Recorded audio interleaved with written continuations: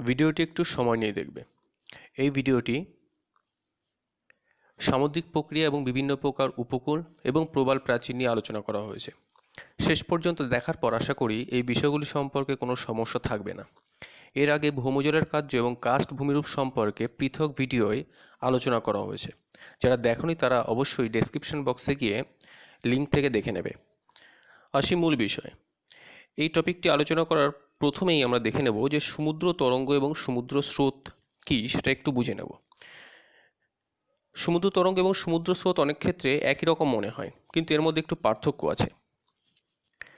প্রাকৃতিক শক্তির প্রভাবে মূলত ভূমিকম্প এবং বায়ুপ্রবাহের মাধ্যমে যখন সমুদ্রের জলরাশি একই স্থানে অবস্থান করে ওঠানামা করে তখন তাকে সমুদ্র তরঙ্গ বা ঢেউ বলে। একই স্থানে ওঠানামা করা মানে হচ্ছে এরকমভাবে একই স্থানে ওঠানামা করবে, এটাকে তরঙ্গ অথবা ঢেউ বলা হয়। জলরাশির উপর নিচে বা উলম্বভাবে ওঠানামাকে সমুদ্র তরঙ্গ বলা হয়। ওপর নিচে ওঠানামা করাটাই হচ্ছে সমুদ্র তরঙ্গ। সমুদ্র স্রোত কি? সমুদ্রের জলরাশি অনুভূমিকভাবে এক স্থান থেকে অন্য স্থান চলাচল করাকে সমুদ্র স্রোত বলে।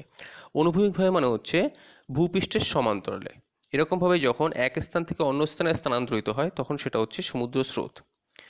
এই প্রকার স্রোত কয়েক হাজার কিলোমিটার পর্যন্ত সমুদ্রের জল স্থানান্তরিত হতে পারে, কিন্তু সমুদ্রের তীরবর্তী অঞ্চলে গিয়ে আমরা যে ঢেউ দেখি সেটা সমুদ্র তরঙ্গ বা সমুদ্র ঢেউ, ওটা কিন্তু স্রোত নয়।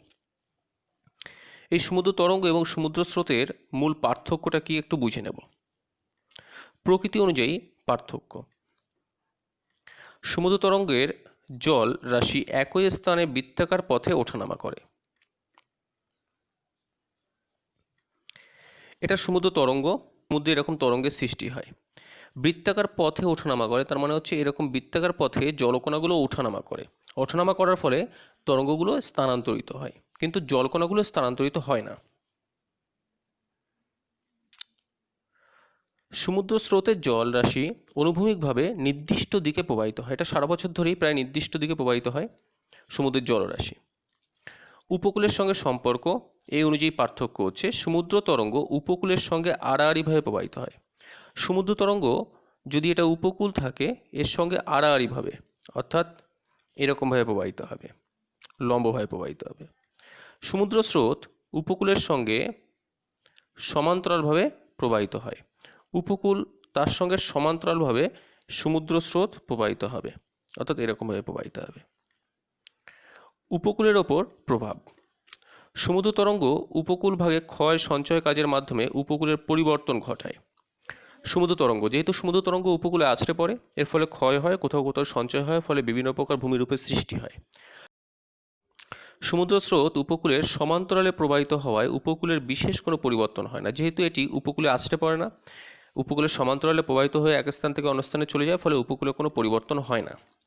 জলবায়ুর উপর প্রভাব। সমুদ্র তরঙ্গ উপকূলের জলবায়ুতে বিশেষ কোনো প্রভাব ফেলে না, কিন্তু সমুদ্র স্রোত উপকূলের জলবায়ুতে প্রভাব ফেলে, কারণ সমুদ্র স্রোত উষ্ণ এবং শীতল হয়। সমুদ্র স্রোতের প্রভাবে উপকূল ভাগে যথাক্রমে উষ্ণ এবং শীতল হয়।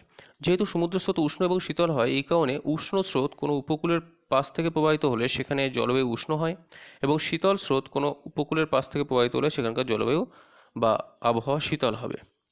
এবার আসি তরঙ্গ সম্পর্কে কিছু পরিভাষা। সমুদ্র তরঙ্গ বলতে কি সেটা আমরা একটু ছবিতে দেখেছিলাম। এটা সমুদ্র তরঙ্গ বা জলের তরঙ্গ বলা হয়। এই তরঙ্গের বিভিন্ন জায়গার বিভিন্ন রকম নাম আছে, সেগুলোই হচ্ছে তরঙ্গের বিভিন্ন পরিভাষা। প্রথম যেটা আসবে সেটা হচ্ছে ঊর্ধ্বভঙ্গ এবং অধোভঙ্গ। তরঙ্গের দুটি অংশ থাকে, উপরের দিকে বাঁকানো অংশটি ঊর্ধ্বভঙ্গ এবং নিচের দিকে বাঁকানো অংশটি অধোভঙ্গ। এই তরঙ্গের মূলত দুটো অংশ আমরা দেখব, এই উপরের দিকে বাঁকানো অংশ যেটাকে আমরা ঊর্ধ্বভঙ্গ বলি, আর নিচের দিকে যে বাঁকানো অংশটি থাকে এটাকে আমরা অধোভঙ্গ বলবো। নেক্সট হচ্ছে তরঙ্গ শীর্ষ। তরঙ্গের উচ্চতম অংশকে তরঙ্গ শীর্ষ বলা হয়। উচ্চতম অংশ বলতে যে কোনো তরঙ্গের সর্ব উচ্চ অংশটা, সেটাই হচ্ছে তরঙ্গ শীর্ষ।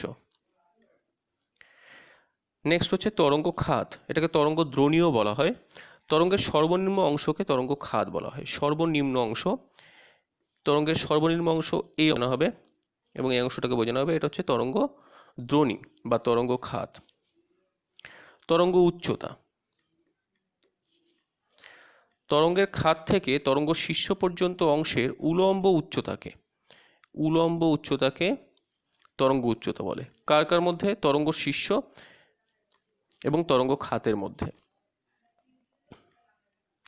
তরঙ্গ শীর্ষ এই অংশটি এবং তরঙ্গ খাত এই অংশটি। তরঙ্গ খাতকে প্রসারিত করার পর এই যে উচ্চতা, এটাই হচ্ছে উলম্ব উচ্চতা। তরঙ্গের উলম্ব উচ্চতা বা তরঙ্গ উচ্চতা বলা হয়। নেক্সট হচ্ছে তরঙ্গ দৈর্ঘ্য।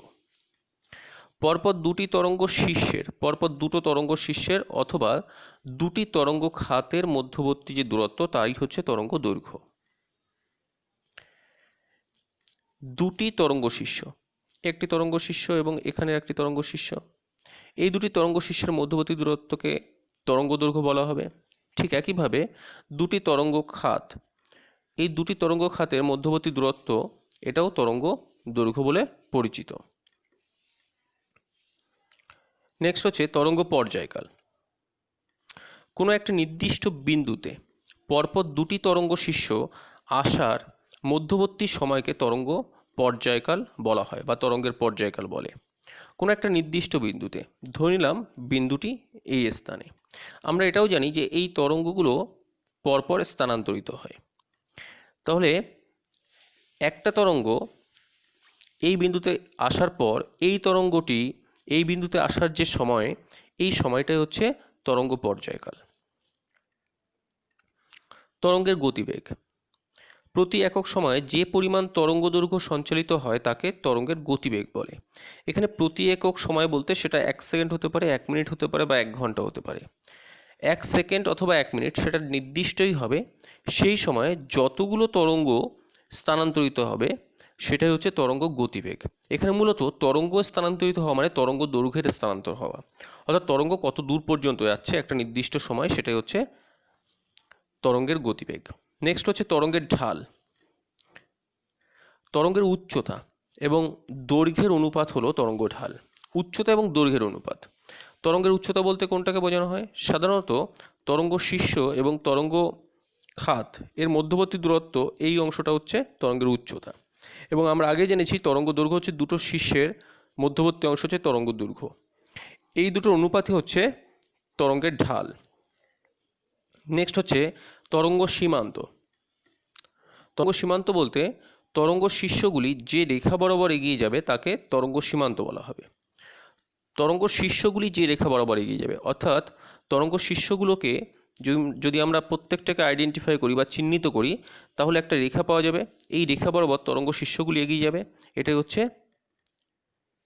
তরঙ্গ সীমান্ত। নেক্সট, সমুদ্র তরঙ্গ সৃষ্টির কারণ। এখন তরঙ্গ, আমরা সমুদ্রের পাড়ে যদি গিয়ে দাঁড়াই তবে তরঙ্গগুলো ক্রমাগত উপকূলে আছড়ে পড়ে। এই তরঙ্গগুলো সৃষ্টির কিছু কারণ রয়েছে, সেই কারণগুলো সম্পর্কে আমরা একটু আলোচনা করে নেব।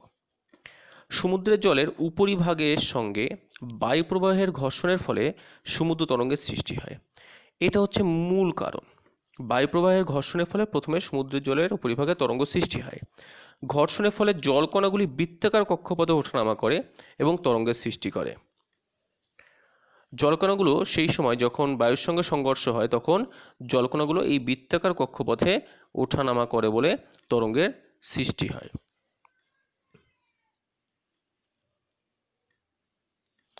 বায়ুপ্রবাহ সমুদ্র তরঙ্গ সৃষ্টির প্রধান নিয়ন্ত্রক, এটা হচ্ছে প্রধান নিয়ন্ত্রক। সমুদ্রের তলদেশে যদি ভূমিকম্প হয় তবে তরঙ্গের সৃষ্টি হয়, এইরূপ তরঙ্গকে সুনামি বলা হয়। আমরা জানি যে ভূমিকম্প হলে কোনো একটা জায়গায় তরঙ্গের সৃষ্টি হয় এবং তার ফলে বিশাল পরিমাণ বা বৃহৎ আকারের তরঙ্গগুলো উপকূলে আছড়ে পড়ে, যেটাকে আমরা সুনামি বা বন্দর সংলগ্ন সমুদ্র ঢেউ বলি। এরপর আসি কৃত্রিম কারণ হিসেবে সমুদ্রে জলযান চলাচল, ওই জাহাজ চলাচল করে তবে তার পাশ থেকে তরঙ্গ পাড়ের দিকে বা উপকূলের দিকে স্থানান্তরিত হয়, অথবা সমুদ্রের তলদেশে যদি পারমাণবিক বিস্ফোরণ ঘটানো হয় তবেও তরঙ্গের সৃষ্টি হতে পারে। এখানে সাধারণত আমরা 4টে কারণ দেখেছি, তার মধ্যে 2টি প্রাকৃতিক কারণ, বায়ুপ্রবাহ এবং ভূমিকম্প, আর 2টি কৃত্রিম কারণ, জলযান চলাচল এবং পারমাণবিক বিস্ফোরণ। এবার আসি তরঙ্গের শ্রেণীবিভাগ।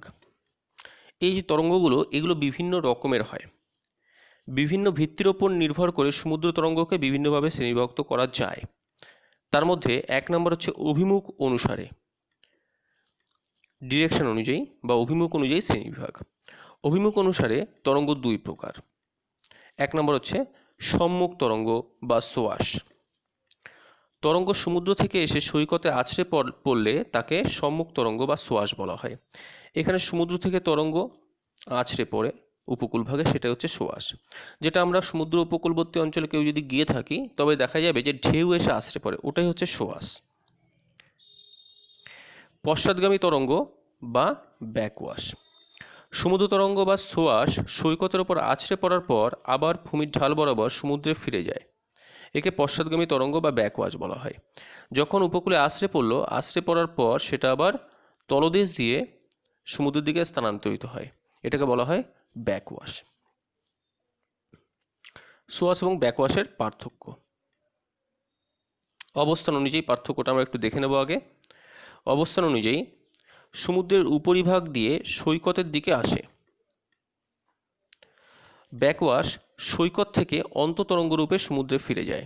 অন্ততরঙ্গ মানে তলদেশ থেকে ফিরে যায়। সোয়াশ সমুদ্র জলের উপরিভাগ থেকে আসে এবং ব্যাকওয়াশ সমুদ্রের তলদেশ থেকে বা অন্ততরঙ্গ রূপে ফিরে যায়। নেক্সট হচ্ছে দিক। সমুদ্র থেকে সৈকতের দিকে আসে আর সৈকত থেকে সমুদ্রমুখী হয়। দিক হচ্ছে সমুদ্র, সোয়াশ সমুদ্র থেকে সৈকতের দিকে এবং সৈকত থেকে ব্যাকওয়াশ সমুদ্রের দিকে হয়। নেক্সট হচ্ছে উপকূলভাগ গঠন। সৈকতে প্রস্তরখণ্ড, বালি ইত্যাদি জমা করে সৈকত থেকে বিভিন্ন পদার্থ ক্ষয় করে অপসারণ করে। সোয়াশ যেহেতু সমুদ্র থেকে স্থলভাগের দিকে আসে, এর জন্য নুড়ি কাকর বালি এগুলো বয়ে নিয়ে এসে সৈকতে সঞ্চয় করে। ব্যাকওয়াশ যেহেতু উপকূল বা সৈকত থেকে সমুদ্র দিকে গমন করে, এই কারণে এটা শক্তিশালী হলে বিভিন্ন পদার্থ ক্ষয় করে সমুদ্রের তলদেশে নিয়ে যায়। এবার আসি কার্য অনুসারে শ্রেণীবিভাগ। কার্য বা ফাংশন।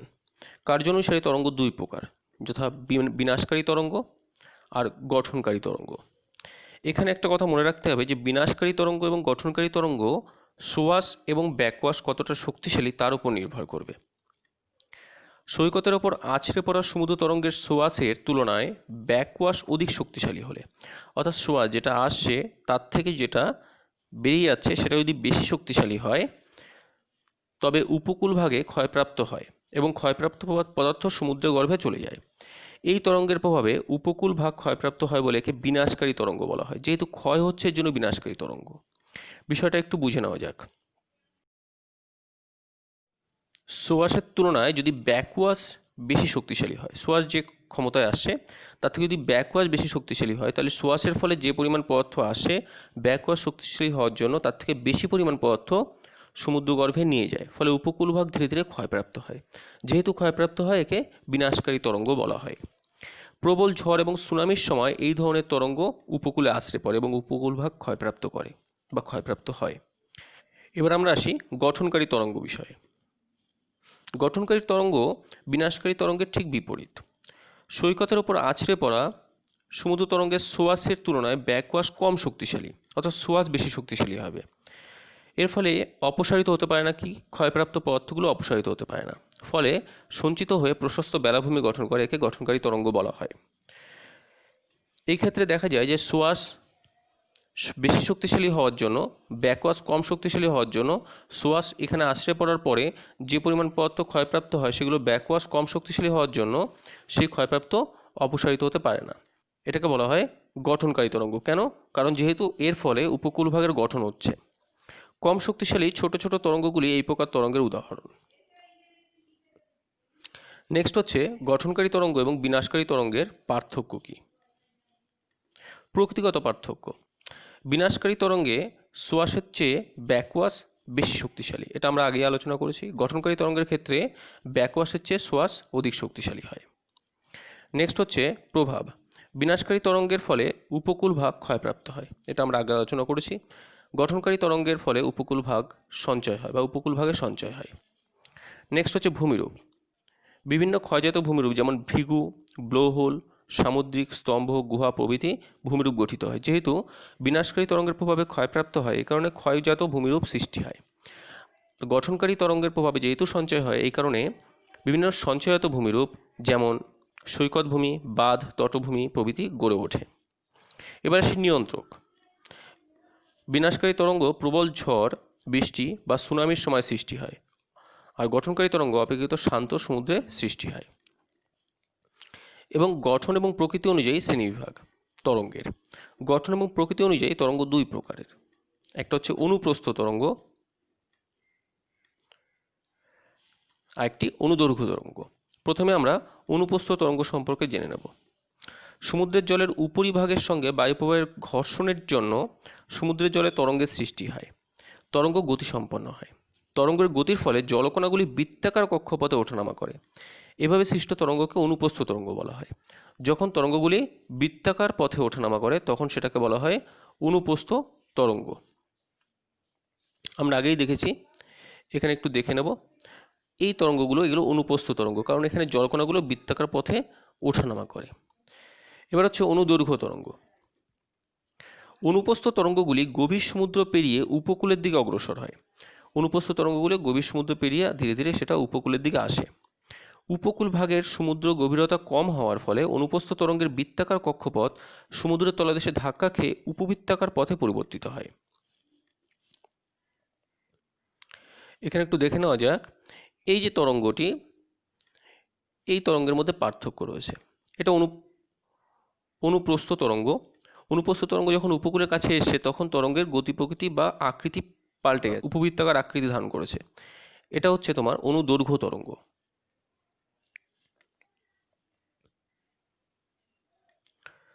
তখন তরঙ্গটি উলম্বভাবে ওঠানামা করার পরিবর্তে সৈকতের সমান্তরালে উপকূলের দিকে এগিয়ে যায়। একে অনুদৈর্ঘ্য তরঙ্গ বলা হয়। এটি তখন সমান্তরালভাবে, অর্থাৎ উপকূল ভাগ সৈকতের সমান্তরালভাবে অগ্রসর হয়। এটা উলম্বভাবে আর ওঠানামা করে না। এটা হচ্ছে অনুদৈর্ঘ্য তরঙ্গ। অর্থাৎ বলা যায় অনুপ্রস্থ তরঙ্গ ভেঙে গেলে অনুদৈর্ঘ্য তরঙ্গের সৃষ্টি হয়। অনুপ্রস্থ তরঙ্গ এখানে বৃত্তাকার পথে ওঠানামা করছিল জলকণাগুলো, সেটা ভেঙে গিয়ে এই অংশে উপবৃত্তাকার পথ বা আকৃতি ধারণ করেছে। এর ফলে অনুদৈর্ঘ্য তরঙ্গের সৃষ্টি করেছে। এবার আসি সমুদ্রের উপকূল সংক্রান্ত কিছু পরিভাষা। সমুদ্রের তীরবর্তী অঞ্চলে বিভিন্ন অংশ থাকে, সেগুলোর বিভিন্ন নাম রয়েছে, সেগুলো সম্পর্কে আমরা একটু জেনে নেব। প্রথমে আমরা আসব তটভূমি কি সেটা সম্পর্কে। শোর। মরা কোটালে ভাটার সময়, এটা মাথায় রাখতে হবে, সমুদ্র জলের নিম্নসীমা থেকে ভৃগুতটের পাদদেশ পর্যন্ত বিস্তৃত ভূভাগকে তটভূমি বলা হয়। ভৃগুতট বলতে সাধারণত খাড়া পাড়কে বোঝানো হয়, এবং সেখান থেকে মরা কোটালে ভাটার সময় সমুদ্র জলের নিম্নসীমা থেকে ভৃগুতট পর্যন্তই হচ্ছে তটভূমি। ভৃগুতটের পাদদেশ মূলত সেই স্থানকে বোঝায় যেখানে ঝটিকা তরঙ্গর জল পৌঁছায়। এক কথায় বলা যায় উপকূলের সম্মুখভাগ তটভূমি নামে পরিচিত। আমরা একটু দেখে নিই। এখানে ভৃগু বলতে এই ভৃগু, এই খাড়া পাড়টাকে ভৃগু বলছে, এবং ভৃগুর পাদদেশ বলতে এই অংশটাকে বোঝানো হচ্ছে। এখান থেকে সমুদ্র জলের নিম্নসীমা, আমি যদি এই অংশটাকে ধরি, এই পুরো অঞ্চলটা তটভূমি বলা হয়। অথবা বলা যেতে পারে উপকূলের সম্মুখভাগের অংশ তটভূমি নামে পরিচিত। এটা উপকূল, এর সম্মুখভাগের অংশ তটভূমি নামে পরিচিত। অবস্থান অনুসারে তটভূমিকে তিন ভাগে ভাগ করা যায়, বা তিনটি অংশ থাকে। এই তিনটি অংশ খুবই গুরুত্বপূর্ণ, পরীক্ষায় মাঝে মাঝে আসে। তার মধ্যে প্রথম যে পার্ট সেটা হচ্ছে সম্মুখ তটভূমি বা ফোরশোর। মরা কোটালে ভাটার সময়, মরা কোটাল যখন হয়, কারণ কোটাল বা জোয়ার দু রকমের হয়, একটা হচ্ছে ভরা কোটাল, একটা মরা কোটাল। মরা কোটালে ভাটার সময় সমুদ্র জলের নিম্নসীমা থেকে কোটালে জোয়ারের জলের ঊর্ধ্বসীমা পর্যন্ত বিস্তৃত অংশ সম্মুখ তটভূমি নামে পরিচিত। ভরা কোটালের ঊর্ধ্বসীমা এই অংশ, এবং মরা কোটালের নিম্নসীমা এই অংশ। এই দুটো অংশের মধ্যবর্তী এই যে অংশটুকু রয়েছে এটাই সম্মুখ তটভূমি।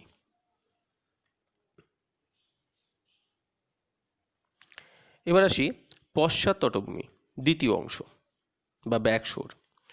সম্মুখ তটভূমির বা জোয়ারের জলের গড় ঊর্ধ্বসীমা থেকে ভৃগুতটের পাদদেশ পর্যন্ত বিস্তৃত অংশ পশ্চাৎ তটভূমি নামে পরিচিত। জোয়ারের জলের ঊর্ধ্বসীমা থেকে, অথবা বলা যেতে পারে সম্মুখ তটভূমির ঊর্ধ্বসীমা থেকে, সেটা এই অংশ, সেখান থেকে এই ভৃগুতটের পাদদেশ পর্যন্ত, অর্থাৎ এই অংশটুকু, এটাই হচ্ছে পশ্চাৎ তটভূমি। পুরোদেশ তটভূমি বা পুরোদেশীয় তটভূমি। সমুদ্রের নিম্ন জলসীমা থেকে বা সম্মুখ তটভূমির নিম্ন সীমা থেকে মহীসোপানের শেষ সীমা পর্যন্ত অংশটি পুরোদেশ তটভূমি নামে পরিচিত। এটা সমুদ্রের জলের বা মরাকোটালের ভাটার নিম্ন সীমা থেকে সমুদ্রের দিকের বিস্তৃত অংশ, এটাই হচ্ছে তোমার পুরোদেশীয় তটভূমি। এই তটভূমি সাধারণত সবসময় সমুদ্রের জলে নিমজ্জিত থাকে বলে এটি মগ্ন তটভূমিও বলা হয় বা মগ্ন তটভূমি নামে পরিচিত হয়। এটা গেল তটভূমি এবং তটভূমি সংক্রান্ত বিষয় সম্পর্কে আলোচনা। এর পরের টপিকটি তটরেখা কি বা শোল লাইন কি। সমুদ্রের জল স্থলভাগে যে রেখা বরাবর মিলিত হয় তাকে তটরেখা বলা হয়। এই রেখা তটভূমির উপরে অবস্থান করে। এই দুটো কথা একটু মনে রাখতে হবে। সমুদ্রের জল এবং স্থলভাগ যে রেখা বরাবর মিলিত হচ্ছে সেটাই হচ্ছে তটরেখা, আর এই রেখা তটভূমির উপর অবস্থান করে। তটভূমি বলতে এই অংশটা পুরোটাই তটভূমি, এবং সমুদ্রের জল এবং স্থলভাগ এই রেখা বরাবর মিলিত হয়েছে, এটাই হচ্ছে তটরেখা। এই রেখা সর্বদা পরিবর্তনশীল। কেন পরিবর্তনশীল? কারণ জোয়ার ভাটার জন্য সমুদ্রের জল সর্বদা পরিবর্তিত হয়। জোয়ারের সময় জলতল বৃদ্ধি পায়, দেখা যাচ্ছে জলতল এখানে চলে আসলো, তখন তটরেখা এখানে অবস্থান করবে। ভাটার সময় আরও নিচে নেমে গেলে তখন তটরেখা নিচে নেমে যাবে। নেক্সট হচ্ছে উপকূল রেখা। পশ্চাৎ তটভূমির ঊর্ধ্বসীমা, পশ্চাৎ তটভূমির ঊর্ধ্বসীমা বা ভৃগুর পাদদেশের সীমারেখাকে উপকূল রেখা বলা হয়। পশ্চাৎ তটভূমির ঊর্ধ্বসীমা বলতে এই অংশটাকে বোঝাচ্ছে, অথবা ভৃগুর পাদদেশ বলতে এই অংশটাকে বোঝাচ্ছে। তাহলে উপকূল রেখা বলতে সাধারণত এই অংশটাকে বোঝাচ্ছে, যেটি ভৃগুর পাদদেশে এবং পশ্চাৎ তটভূমির সংলগ্ন অঞ্চল। এবার আসি উপকূল কি। উপকূল রেখার ঠিক পশ্চাতে অবস্থিত ভূভাগ উপকূল নামে পরিচিত। অন্যভাবে বলা যায় ভৃগুর ঠিক পেছনে অবস্থিত স্থলভূমি উপকূল নামে পরিচিত। তাহলে এখানে দুটো কথা বলা হয়েছে, একটা হচ্ছে উপকূল রেখার পশ্চাতে, আরেকটা বলা হয়েছে ভৃগুর পশ্চাতে বা পেছনে। উপকূল রেখার পেছনে বলতে কি অংশ? এই হচ্ছে উপকূল রেখা, এর পেছনের এই অংশটা এটা হচ্ছে তোমার উপকূল। অথবা ভৃগুর পশ্চাতে, এটা ভৃগু, এর পেছনের এই অংশটা উপকূল। এরপর আসি সৈকত বা বীচ কি। তটভূমিতে সমুদ্র তরঙ্গ বাহিত নুড়ি বালি প্রভৃতি সঞ্চিত হয়ে যে ভূমি গঠন করে তাকে বলা হয় সৈকত। তটভূমিতে যে নুড়ি বালি পলি সঞ্চিত হয়ে, মানে এই অংশটায় নুড়ি বালি পলি সঞ্চিত হয়ে যে মৃদু ঢাল বিশিষ্ট সমভূমি গঠন করে সেটাই হচ্ছে তোমার সৈকত। নেক্সট হচ্ছে বার্ম কি। সম্মুখ তটভূমি এবং পশ্চাৎ তটভূমির সংযোগের স্থলে ঝটিকা তরঙ্গের মাধ্যমে আসা নুড়ি বালি প্রভৃতি সঞ্চিত হয়ে শিরার মতো অল্প উঁচু ভূমি গঠিত হয়, একে বার্ম বলা হয়। আমরা এর আগে দেখেছি যে সম্মুখ তটভূমি এবং পশ্চাৎ তটভূমির একটা সীমারেখা রয়েছে, যে সীমারেখা বরাবর যদি একটু উঁচু ভূমি শিরার মতো অনেক দূর পর্যন্ত বিস্তৃত হয় তখন সেটাকে বার্ম বলা হবে। এরপরে আসি অন্যান্য কিছু গুরুত্বপূর্ণ শব্দ যেগুলো মাঝে মাঝে পরীক্ষায় আসে। তার মধ্যে ঝটিকা তরঙ্গ কি। একটু আগে আমরা আলোচনা করেছিলাম ঝটিকা তরঙ্গ, শব্দটা উচ্চারণ করেছিলাম। ঝড়ের প্রভাবে সৃষ্ট উত্তাল সমুদ্র স্রোতকে ঝটিকা তরঙ্গ বলা হয়। ঝড়ের প্রভাবে উত্তাল সমুদ্র স্রোত যেটা উপকূলে আছড়ে পড়ে সেটাই ঝটিকা তরঙ্গ। নেক্সট হচ্ছে প্লাঞ্জ রেখা। যে রেখা বরাবর ঊর্মিভঙ্গ ঘটে, ঊর্মিভঙ্গ ঘটে বা ঢেউ ভেঙে যায় তাকে প্লাঞ্জ রেখা বলা হয়। নেক্সট হচ্ছে ঊর্মিচর। তটভূমির যে অংশে ঊর্মিভঙ্গ ঘটে সেখানে পলি বালি প্রভৃতি জমে যে চর সৃষ্টি হয় তাকে বলা হয় ঊর্মিচর। এবারে সেই অনুতটীয় প্রবাহ কি। অনেক সময় সমুদ্রের জল উপকূলের সমান্তরালে প্রবাহিত হয়ে একে অনুতটীয় প্রবাহ বলা হয় বা উপকূলের সমান্তরালে প্রবাহিত হয়। উপকূলের সমান্তরাল বলতে এটা উপকূল, এর সমান্তরালভাবে এভাবে জল প্রবাহিত হচ্ছে, এটাকে বলা হয় অনুতটীয় প্রবাহ বা অনুতটীয় স্রোত। উজানতটীয় স্রোত বা প্রবাহ বা চোরা স্রোত, দুটি অনুতটীয় স্রোতের প্রবাহ উভয় দিক থেকে এসে একত্রে মিলিত হলে অধিক ঢাল বরাবর সমুদ্রগর্ভের দিকে বেগে অগ্রসর হয়, একে চোরা স্রোত বলা হয়। দুটো অনুতটীয় প্রবাহ, এদিক থেকে একটা অনুতটীয় প্রবাহ আসছে, এদিক থেকে একটা আসছে, এরা পরস্পর মিলিত হয়ে দ্রুত বেগে বা অধিক ঢালযুক্ত অঞ্চলের মধ্য দিয়ে দ্রুত বেগে সমুদ্রের তলদেশে ধাবিত হয়, একে বলা হয় চোরা স্রোত। এই চোরা স্রোতের মধ্যে কেউ যদি পড়ে তার মধ্যে বিপদ ঘটে। ঊর্মিভঙ্গ, এর আগে আমরা ঊর্মিভঙ্গ শব্দটি পেয়েছি, এবার ঊর্মিভঙ্গ বিষয়টা একটু জেনে নিই। গভীর সমুদ্র থেকে তরঙ্গগুলি উপকূলের দিকে ছুটে আসে, সেটা আমরা আগেই আলোচনা করেছি। উপকূলের কাছে জলের গভীরতা কম থাকে। এই অংশের সমুদ্র তরঙ্গগুলি সমুদ্রের তলদেশে স্পর্শ করে। উপকূলে যেহেতু এই অংশের তলদেশ স্পর্শ করেনি, ফলে তরঙ্গটা ঠিকঠাক আছে। এই অংশে জলের গভীরতা কমে গেছে বলে এখানে তলে স্পর্শ করেছে, ফলে তরঙ্গ দৈর্ঘ্য হ্রাস পায়, কিন্তু তরঙ্গের উচ্চতা বৃদ্ধি পায়। ব্যালেন্স রাখার জন্য বা সমতা রাখার জন্য তরঙ্গ দৈর্ঘ্য যেরকম হ্রাস পায়, এই তরঙ্গ দৈর্ঘ্য হ্রাস পাওয়ার জন্য তরঙ্গের উচ্চতা বৃদ্ধি পায়। এক সময় তরঙ্গ শীর্ষ সামনের দিকে ঝুঁকে পড়ে, এই যেমন সামনের দিকে ঝুঁকে পড়েছে বা ভেঙে যায়, এই ভেঙে যাওয়াকে বলা হয় ঊর্মিভঙ্গ। অর্থাৎ এক কথায় বলা যেতে পারে তরঙ্গ সামনের দিকে ঝুঁকে ভেঙে গেলে তখন সেটাকে ঊর্মিভঙ্গ বলা হয়, ঊর্মি বা ঢেউ। এবার আসি ফেজ কি। উন্মুক্ত সমুদ্রের বাতাস যতখানি দূরত্ব অতিক্রম করে সেই দূরত্বকে ফেজ বলা হয়। এটা খুবই গুরুত্বপূর্ণ একটা প্রশ্ন। ফেজ বেশি হলে তরঙ্গ বড় হয়, ফেজ কম হলে তরঙ্গ ছোট হবে। ফেজ সমুদ্র উন্মুক্ততাকে প্রকাশ করে। এখানে অনেক সময় প্রশ্ন আসে সমুদ্রের উন্মুক্ততাকে কে প্রকাশ করে বা কী দিয়ে প্রকাশ করা হয়, উত্তর হবে ফেজ। এবার আসি সম্মুখ তটভূমি এবং পশ্চাৎ তটভূমির মধ্যে পার্থক্য কী সেটা একটু দেখে নেব। সম্মুখ তটভূমি এবং পশ্চাৎ তটভূমি সম্পর্কে আমরা আগেই আলোচনা করেছি। বিস্তারের ভিত্তিতে পার্থক্য। ভাটার জলের নিম্নসীমা থেকে জোয়ারের জলের ঊর্ধ্বসীমা পর্যন্ত এই তটভূমি বিস্তৃত। পশ্চাৎ তটভূমি জোয়ারের জলের ঊর্ধ্বসীমা পর্যন্ত ভিগুর পাদদেশ পর্যন্ত বিস্তৃত। ঊর্ধ্বসীমা থেকে ভিগুর পাদদেশ পর্যন্ত এটা বিস্তৃত। অবস্থান, পশ্চাৎ তটভূমি এবং পূর্বদেশ তটভূমির মাঝখানে অবস্থিত, আর সম্মুখ তটভূমি এবং উপকূল এর মাঝখানে অবস্থিত। আমরা এর আগে আলোচনা করেছি সম্মুখ তটভূমি এবং পশ্চাৎ তটভূমি কোথায় অবস্থিত, আরেকবার একটু দেখে নিই। এই সীমারেখাটা যদি আমি আঁকি, এটা হচ্ছে সম্মুখ তটভূমি, এটা পশ্চাৎ তটভূমি। তাহলে পশ্চাৎ তটভূমির অবস্থান এই ভৃগু এবং সম্মুখ তটভূমির মাঝখানে, আর সম্মুখ তটভূমির অবস্থান পশ্চাৎ তটভূমি এবং পূর্বদেশ তটভূমির মাঝখানে। 3 নম্বর, উন্মুক্ত অবস্থা। জোয়ারের সময় এই তটভূমি জলমগ্ন থাকে। সম্মুখ তটভূমি জোয়ারের সময় জলমগ্ন থাকবে, ভাটার সময় উন্মুক্ত থাকে। পশ্চাৎ তটভূমি প্রায় সব সময় তটভূমি উন্মুক্ত থাকে, একমাত্র ঝটিকা তরঙ্গ যখন প্রবাহিত হয় তখন এটা জলমগ্ন হতে পারে। প্রশস্ততা, সম্মুখ তটভূমি অধিক প্রশস্ত হয়, পশ্চাৎ তটভূমি অপেক্ষাকৃত কম প্রশস্ত হয়। পরে পার্থক্য, উপকূল রেখা এবং তটরেখার মধ্যে পার্থক্য। এটা খুব গুরুত্বপূর্ণ পার্থক্য, এটা মাঝে মাঝে আসে। সংজ্ঞা, উপকূল বরাবর উঁচু পাড়ের সীমারেখাকে উপকূল রেখা বলা হয়, সেটা আমরা আগে আলোচনা করেছি। তটরেখা হচ্ছে স্থলভাগ এবং সমুদ্রের জলরাশি যে রেখা বরাবর ছেদ করে সেটা তটরেখা, সেটাও আলোচনা করা হয়েছে।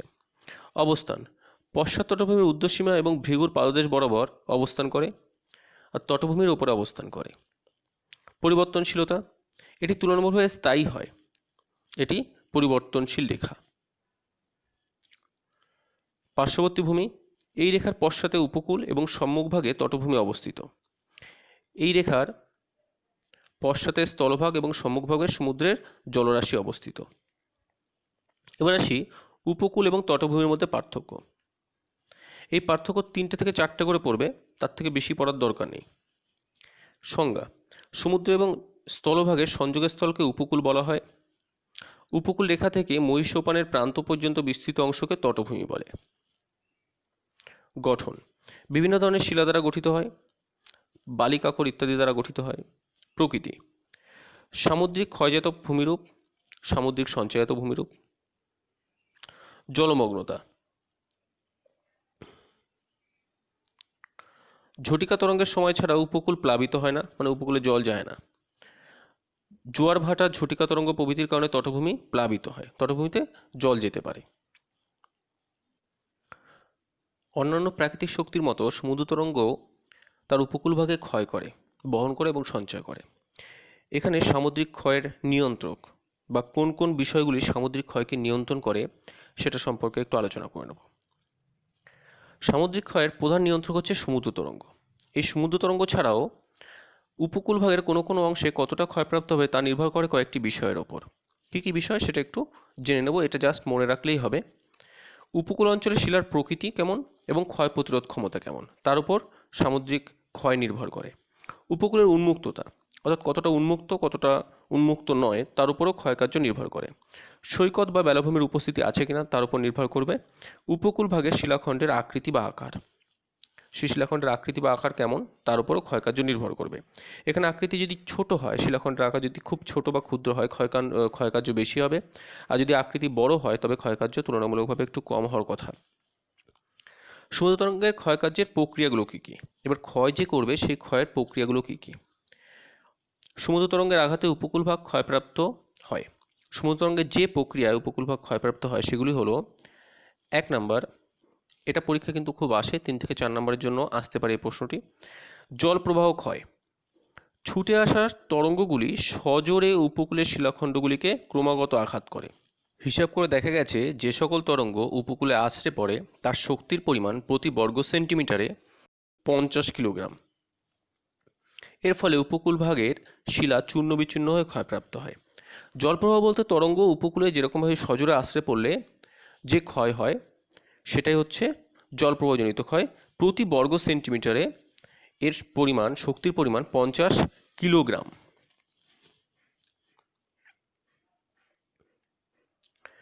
এরপর আসি 2 নম্বরে, অবঘর্ষ ক্ষয়।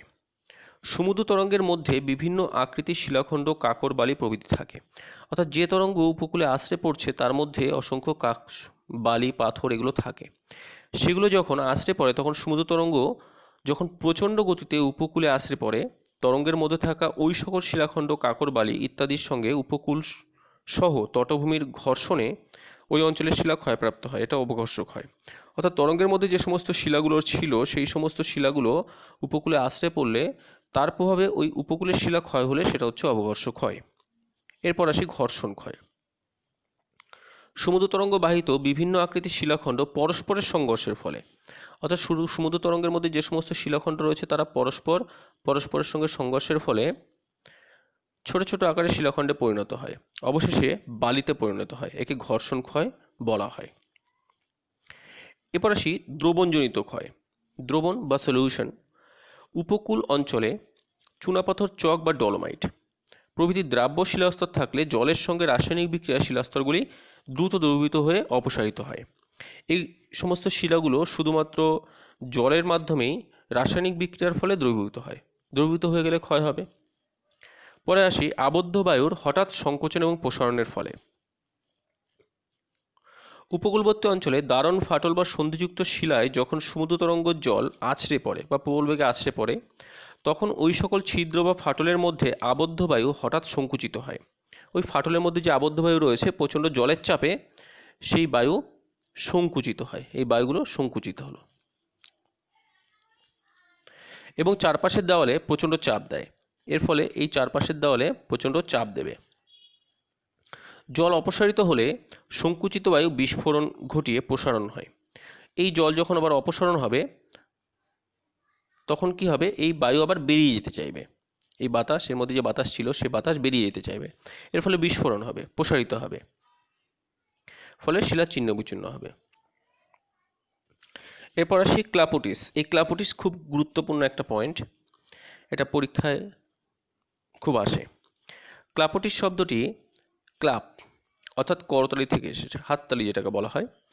উপকূল ভাগ গভীর হলে সমুদ্র তরঙ্গ ভৃগুতটে ধাক্কা খেয়ে না ভেঙে সমুদ্রের দিকে ফিরে যায়। আমরা এর আগে পড়েছি যে উপকূল ভাগ যদি অগভীর হয় তবে সমুদ্র তরঙ্গ ভেঙে যায়, ভেঙে এরকমভাবে অগ্রসর হয়। কিন্তু উপকূল ভাগ যদি গভীর হয় তবে সেই তরঙ্গ আর ভাঙে না। না ভেঙে কি হয়, না ভেঙে আবার যেরকমভাবে এসেছিল সেরকমভাবে রিটার্ন যায় বা ফিরে যায়।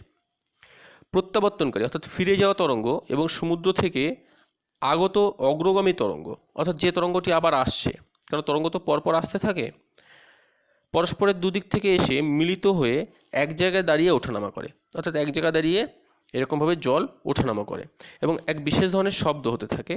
এই তরঙ্গকে ক্লাপোটিস বলা হয়।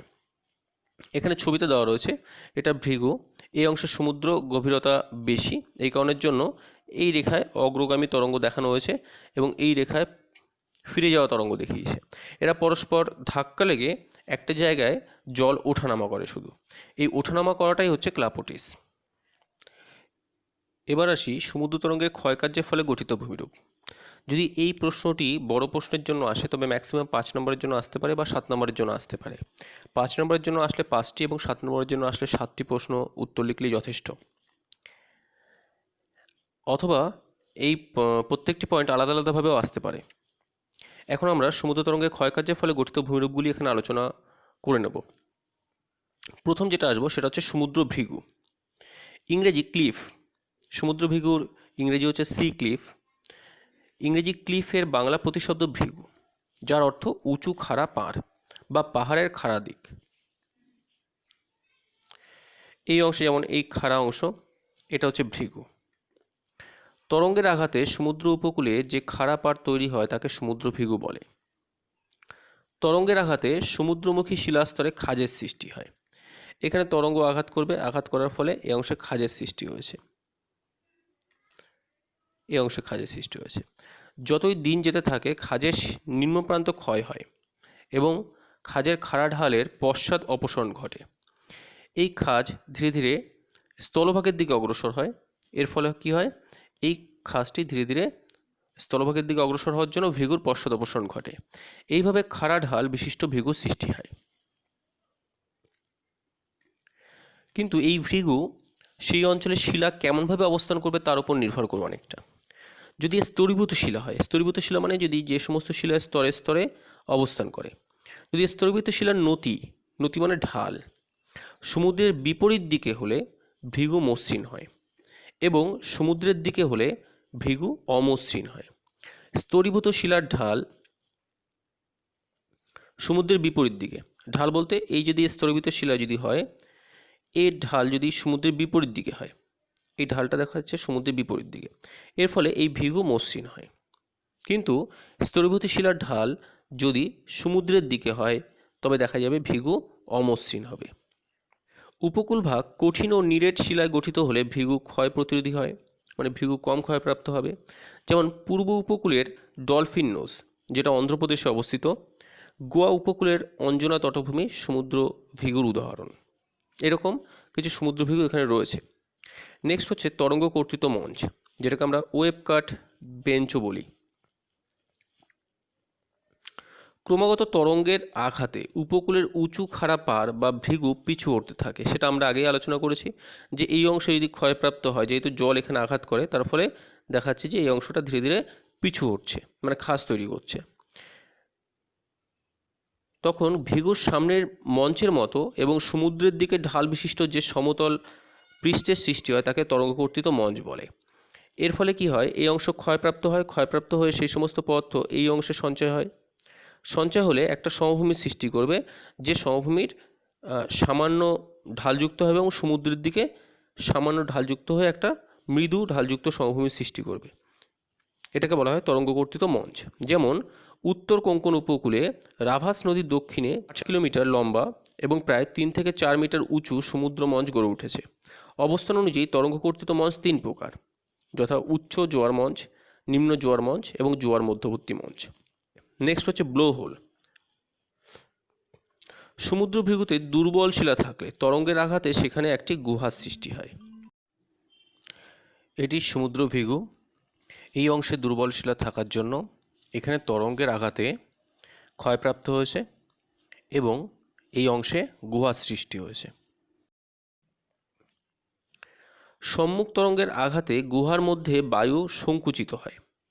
এই গুহাটি প্রথম অবস্থায় খুব একটা বড় ছিল না, দেখা যাচ্ছে গুহাটা এই পর্যন্ত ছিল। এর ফলে কি হচ্ছে, যখন তরঙ্গ আঘাত করছে তখন এই অংশের বাতাস প্রচণ্ড প্রেসারে সংকুচিত হবে এবং তরঙ্গ ফিরে যাওয়ার সময় বায়ু প্রসারিত হওয়ায় গুহার দেওয়ালে প্রচণ্ড চাপ সৃষ্টি হয়।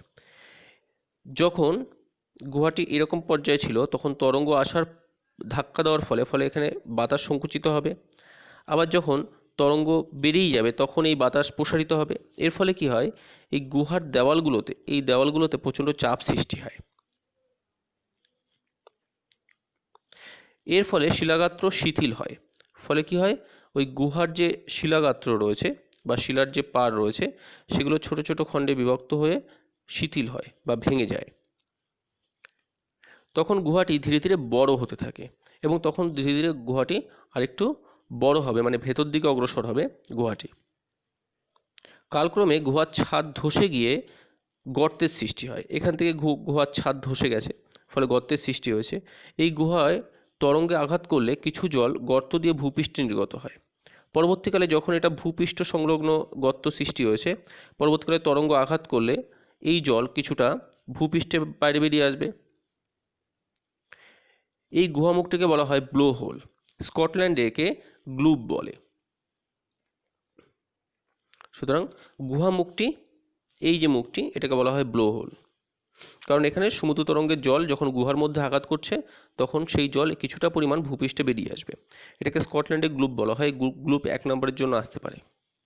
নেক্সট হচ্ছে জিও। ক্ষয়কার্য ক্রমাগত চলতে থাকলে ব্লো হোয়েলের আয়তন বৃদ্ধি পায় এবং কালক্রমে গুহার ছাদ সম্পূর্ণ ধসে যায়। এখানে আমরা আগের যে চিত্রটি দেখেছি সেই চিত্রে গুহাটি এইখান থেকে এই পর্যন্ত বিস্তৃত। যদি এমন হয় যে পরবর্তীকালে এই গুহার ছাদ ধসে গিয়ে এই গুহাটি অনেক বড় হয়ে গেছে, নিচের চিত্রে যেটা দেখব সেটা হচ্ছে এখান থেকে জল প্রবেশ করছে, এখান থেকে বেরিয়ে আসছে, তার মানে এখানে একটা গুহা আছে। গুহার ছাদ যদি এই অংশটুকু ধসে পড়লে এরকম ভূমিরূপ সৃষ্টি হবে। পরবর্তীকালে গুহার ছাদ সম্পূর্ণ ধসে গিয়ে একটি দীর্ঘ এবং সংকীর্ণ খাড়ির সৃষ্টি হয়। এই যে খাড়িটা সৃষ্টি হয়েছে এটা সংকীর্ণ এবং দীর্ঘ। স্কটল্যান্ডে এই ধরনের খাড়িকে বলা হয় জিও। অস্ট্রেলিয়ার নিউ সাউথ ওয়েলসের উপকূলে জিও দেখা যায়। এই যে খাড়িটা, এই খাড়িটিকে বলা হয় জিও। পরের পয়েন্ট, কোভ, বাইট এবং উপসাগর। সমুদ্র তরঙ্গের ক্রমাগত ক্ষয়কার্যের ফলে উপকূল ভাগ ক্রমশ পিছু হতে থাকে। যদি দেখা যায় যে এটা যদি উপকূল হয়, এই উপকূল ভাগ সমুদ্র তরঙ্গের ক্রমাগত ক্ষয়কার্যের ফলে ধীরে ধীরে পিছু হতে থাকবে। উপকূলে কোমল শিলা তরঙ্গের ক্রমাগত আঘাতে ক্ষয়প্রাপ্ত হয়ে বৃত্তচাপের মতো খাড়ির সৃষ্টি করে। অর্থাৎ প্রথম অবস্থায় উপকূলটি এমন ছিল, পরবর্তীকালে এই অংশে ক্ষয় পেয়ে এই উপকূলটি এখানে চলে এসেছে, আবার এই অংশে ক্ষয় পেয়ে এখানে কোমল শিলা রয়েছে, ক্ষয় পেয়ে উপকূলটি এখানে চলে এসেছে, ফলে বৃত্তচাপের মতো এই অংশগুলো খাড়ির সৃষ্টি করে, তখন তাকে কোভ বলে।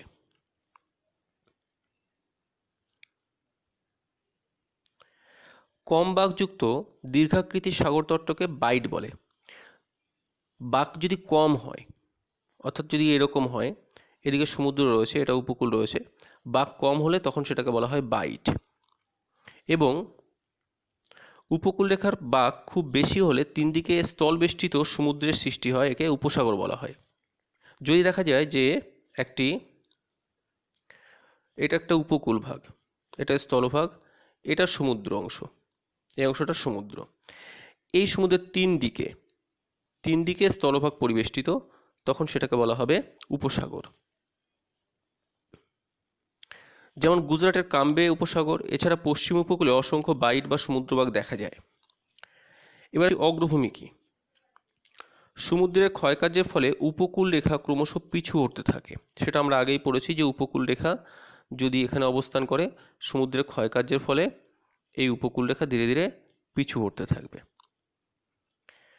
এই পশ্চাৎগামী উপকূলের যেসব কঠিন শিলাগঠিত অংশ তটভূমি থেকে সমুদ্রের দিকে প্রসারিত থাকে তাকে মস্তকভূমি বা অগ্রভূমি বলা হয়। দেখা যাচ্ছে যে এই উপকূল রেখার মধ্যে কিছু অংশ আছে যে এই অংশটি কঠিন শিলা গঠিত। পরবর্তীকালে উপকূল রেখা যদি এখানে চলে আসে, তবে এই কঠিন অংশটি থেকে যাবে সমুদ্রের দিকে প্রসারিত অবস্থায়। এই অংশটিকে তখন বলা হবে অগ্রভূমি। যেমন ওয়াল্টিয়ারে ডলফিন নোজ অগ্রভূমির সঙ্গে সম্পর্কিত ভূমিরূপগুলি হল সমুদ্র গুহা। সমুদ্রে প্রসারিত অগ্রভূমির দুদিকে ক্রমাগত তরঙ্গের আঘাতে ক্ষয়ের ফলে গহ্বরের সৃষ্টি হয়। উভয় দিকের গহ্বর পরস্পর মিলিত হলে সমুদ্র গুহা সৃষ্টি হয়। এখানে আমরা একটু দেখে নিই। এটা অগ্রভূমি এবং এই অগ্রভূমির এপাশে এবং ওই পাশে দুটি গহ্বরের সৃষ্টি হবে। পরবর্তীকালে এই গহ্বরগুলি মিলে গুহা সৃষ্টি করবে। উভয় দিকের গহ্বর পরস্পর মিলিত হয়ে গুহা সৃষ্টি করে। যেমন স্কটল্যান্ডের স্টাফা দ্বীপে ফিঙ্গেল কেভ। নেক্সট হচ্ছে স্বাভাবিক খিলান। সমুদ্রের দিকে প্রসারিত অগ্রভূমির উভয় দিকের গহ্বর প্রসারিত হয়ে পরস্পর যুক্ত হলে মনে হয় যেন একটি সেতু দুটি পৃথক শিলাদেহকে যুক্ত করেছে। এইরূপ সেতুকে স্বাভাবিক সেতু বলা হয়। বলা হচ্ছে সমুদ্রের দিকে প্রসারিত অগ্রভূমি। তা সমুদ্রের দিকে প্রসারিত অগ্রভূমি এই অংশটি। এই অগ্রভূমি সমুদ্রের জলের ক্ষয়কার্যের ফলে এদিকে একটা গহ্বর সৃষ্টি করবে, ওদিকে একটা গহ্বর সৃষ্টি করবে। এই গহ্বরগুলো পরস্পর যুক্ত হয়ে ওপাশ থেকে ক্ষয়প্রাপ্ত হয়ে এবং এপাশ থেকে ক্ষয়প্রাপ্ত হয়ে যুক্ত হয়ে গেলে তখন মনে হবে যেন দুটি শিলাখণ্ডকে, অর্থাৎ এ একটা শিলাদেহ আর এ একটা শিলাদেহ, এই দুটি শিলাদেহকে একটি অংশ পরস্পর যুক্ত করেছে। এটাকে বলা হয় খিলান। যেমন অস্ট্রেলিয়ার ভিক্টোরিয়া প্রদেশে টর্কে সেতু এরকম একটি স্বাভাবিক খিলানের উদাহরণ। এরপর আসি স্ট্যাক। যখন ক্রমাগত ক্ষয়ের ফলে খিলান ধসে যায়, অর্থাৎ এই যে খিলানটি এটা অবলম্বনহীন হয়ে পড়েছে, এটা ধসে যদি যায় তবে এরকম একটা ভূমিরূপ এই অংশটা সৃষ্টি করবে। তখন অগ্রভূমির সামনের অংশ উপকূল থেকে বিচ্ছিন্ন হয়ে সমুদ্রের ওপর স্তম্ভের আকারে দাঁড়িয়ে থাকে। এই যেরকম স্তম্ভের আকারে দাঁড়িয়ে আছে সেরকম এই অংশটাই স্তম্ভের আকারে দাঁড়িয়ে থাকবে। একে স্ট্যাক বলা হয়। গোয়ার সমুদ্রতটে এরকম স্ট্যাক দেখা যায়। স্ট্যাম্প।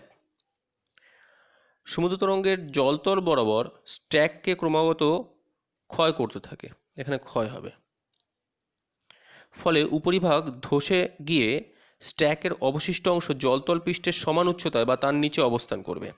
অর্থাৎ দেখা যায় যদি একটা স্ট্যাক হয়, সমুদ্রের জল এরকম থাকে, তাহলে এই অংশে ক্রমাগত ক্ষয় হবে। ক্ষয় হতে হতে এটা অ্যাকচুয়ালি ক্ষয় হতে হতে এই উপরের অংশ ধসে যাবে। ধসে গিয়ে এই সমুদ্রের জলতল বরাবর বা তার নিচে ভূমিটা অবস্থান করবে। এটাকে বলা হবে স্ট্যাম্প। জলতল পৃষ্ঠের সমান উচ্চতায় বা তার নিচে অবস্থান করবে, একে স্ট্যাক বলা হয়। স্ট্যাক নয়, এটা স্ট্যাম্প হবে। যেমন গোয়ার উপকূলভাগে দেখা যায়। সমুদ্র তরঙ্গ যেমন ক্ষয়কার্য করে তেমন সঞ্চয়কার্যও করে থাকে। সঞ্চয়কার্যের ফলে গঠিত ভূমিরূপগুলো আমরা আলোচনা করে নেব। এটা যদি বড় প্রশ্নের জন্য আসে তাহলে 5 থেকে 7 নম্বরের জন্য আসে। 5 নম্বরের জন্য 5টি পয়েন্ট এবং 7 নম্বরের জন্য 7টি পয়েন্ট লিখলে যথেষ্ট, চিত্রসহ। সমুদ্র তরঙ্গের সঞ্চয়কার্যের ফলে বিভিন্ন বৈচিত্র্যপূর্ণ ভূমিরূপ সৃষ্টি হয়। যেমন এক হচ্ছে সৈকত ভূমি বা বেলাভূমি বা বীজ। তটভূমি বা তরঙ্গকর্তিত মঞ্চের ওপর, তরঙ্গকর্তিত মঞ্চ আমরা আগেই পড়েছি, নুড়ি কাকর বালি শিলাখণ্ড প্রভৃতি সঞ্চিত হয়ে সমুদ্রের দিকে সামান্য ঢালু যে সমতল ভূমির সৃষ্টি করে তাকে সৈকত ভূমি বা বেলাভূমি বলা হয়। পশ্চিমবঙ্গের দীঘা সৈকত ভূমি খুব চওড়া। উপকূলবর্তী অঞ্চলে সমুদ্র, এই পর্যন্ত যে সমুদ্রের জল থাকে, এই যে অংশ যে নুড়ি পাথর বালি এগুলো সঞ্চিত হয়ে যে ঈষৎ ঢালু বা অল্প ঢালু যে সমভূমি সৃষ্টি করবে সেটা হচ্ছে সৈকত ভূমি বা বেলাভূমি। নেক্সট হচ্ছে সৈকত শিরা। অনেক সময় সৈকতে বা সৈকত ভূমিতে সমুদ্র তরঙ্গবাহিত, অর্থাৎ যে তরঙ্গ সৈকতে আছড়ে পড়ে সেই তরঙ্গবাহিত নুড়ি কাকর বালি প্রভৃতি উপকূলের সমান্তরালে সঞ্চিত হয়। এরকমভাবে উপকূলের সমান্তরালে যদি সঞ্চিত হয় অনেক দূর পর্যন্ত বিস্তৃত উচ্চভূমি সৃষ্টি করে। এটা উচ্চভূমিটা খুব কম উঁচু হবে, এরকম যদি উচ্চভূমি সৃষ্টি করে তাকে সৈকত শিরা বলা হয়। ভারতের অন্ধ্রপ্রদেশ এবং তামিলনাড়ু উপকূলে সৈকত শিরা দেখা যায়। নেক্সট হচ্ছে বাঁধ বা বার। যখন উপকূলের কাছাকাছি অগভীর সমুদ্রে তরঙ্গবাহিত নুড়ি, অর্থাৎ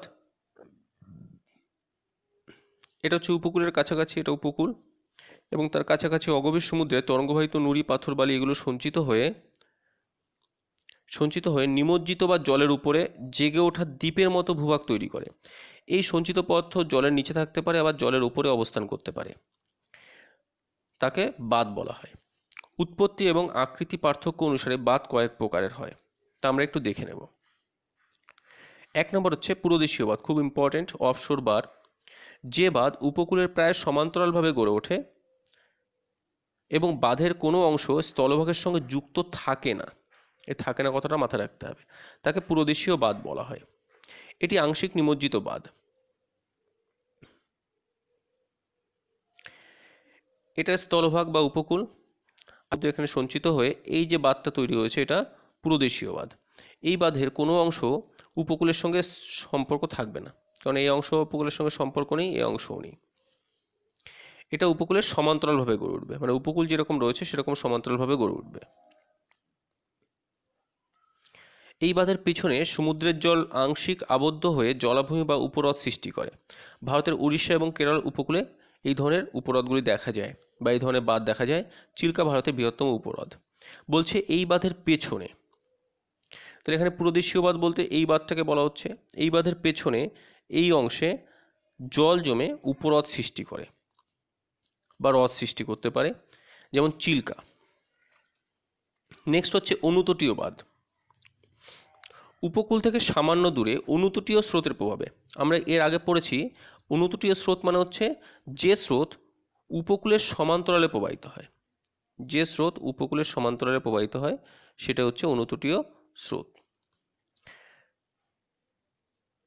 অনুতটীয় স্রোতের প্রভাবে বাহিত বিভিন্ন পদার্থ সঞ্চিত হয়ে যে বাঁধ সৃষ্টি হয় তাকে অনুতটীয় বাঁধ বলা হয়।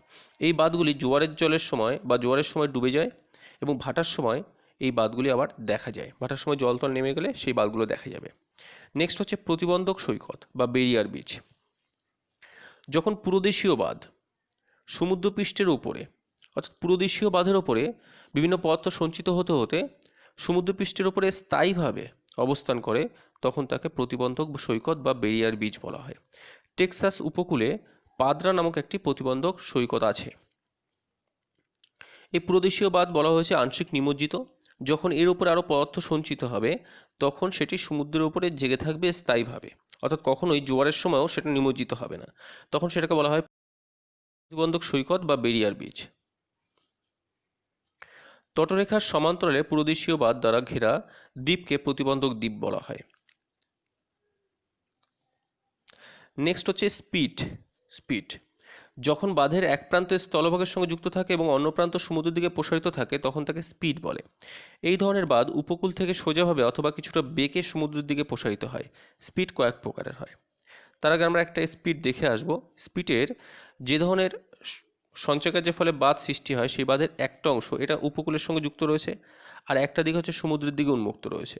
এই অংশটা উপকূলের দিকে যুক্ত রয়েছে, একটা সমুদ্রের দিকে উন্মুক্ত রয়েছে। এগুলোকে বলা হয় স্পিট। স্পিট বেশ কয়েক প্রকারের হয়, তার মধ্যে বিভিন্ন প্রকার এখানে আলোচনা করা হয়েছে। হুক স্পিট। যে সকল স্পিটের সমুদ্রের দিকের অংশ স্থলভাগের দিকে বেঁকে হুকের মতো বা মাছ ধরার বড়শির মতো আকৃতি ধারণ করে তাকে হুক স্পিট বা পুনর্বক্র স্পিট বলে। ভারতের অন্ধ্রপ্রদেশের উপকূলে দেখা যায়। পরপর একাধিক হুক স্পিট গঠিত হলে তাকে যৌগিক হুক বলা হয়। এই স্পিডটি সমুদ্র দিকের অংশ এরকম বাঁকযুক্ত হয়েছে, এটা হুক স্পিড। এখানে একাধিক হুক স্পিড গঠিত হয়, এটাকে যৌগিক হুক বলা হচ্ছে। নেক্সট, ঘূর্ণন স্পিড। যে সকল স্পিডের অগ্রভাগ ঘূর্ণির আকারে অবস্থান করে তাকে ঘূর্ণন স্পিড বলা হয়। তরঙ্গের ক্রমাগত দিক পরিবর্তন করলে এই প্রকার স্পিড গঠিত হয়। ঘূর্ণির আকারে মানে অন্তত একটু বাঁকাভাবে ঘুরে যাবে, তখন সেটাকে বলা হয় ঘূর্ণন স্পিড। নেক্সট হচ্ছে পাখাযুক্ত মস্তকভূমি।